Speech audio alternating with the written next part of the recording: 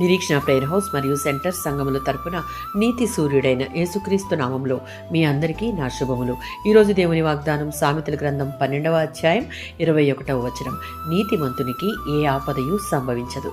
క్రీస్తు రక్తం ద్వారా మన యొక్క ప్రతి పాపము కడగబడి మనలను నీతిమంతులుగా తీర్చాడు.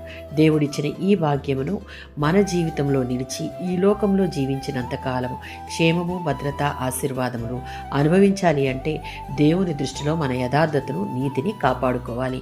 అప్పుడు మనకు ఏ ఆపదయు సంభవించదు. రోమీయులకు రాసిన పత్రిక 8వ అధ్యాయం 28వ వచనం.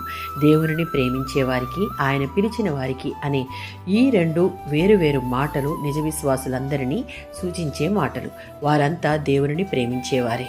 తన ఉద్దేశాలు నెరవేర్చుకునేందుకు వారందరినీ ఆయన పిలిచాడు. విశ్వాసులను దేవుడు ఎలాంటి పరిస్థితుల్లోకి తీసుకువచ్చినా అందులో మేలే చేకూరుస్తున్నాడు.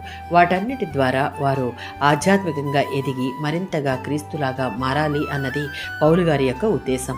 అలాంటి వారి ఎడల దేవుడు అనేకమైన మేలులు, క్షేమమును, భద్రతను ఇచ్చుటకు ఆయన ఎప్పుడు వెనుకాడడు. 91వ సంకీర్తన 10వ చరణం.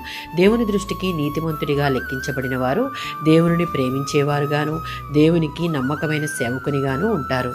అలాంటి వారికి దేవుని అనుమతి లేకుండా ఏమీ సంభవించదు. అంటే బాధాకరమైన కష్ట సమయాలు అసలు ఎప్పుడూ రావని కాదు. దేవునిని తమ ప్రభువుగా, తమ ఆశ్రయంగా చేసుకున్నంత కాలం మనకు సంభవించే ప్రతిదీ మన మేలుకే జరుగుతుంది. దానికి మంచి ఉదాహరణ యోబు గారు.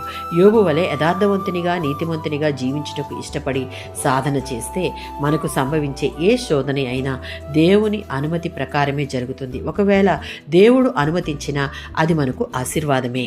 ఆమేన్.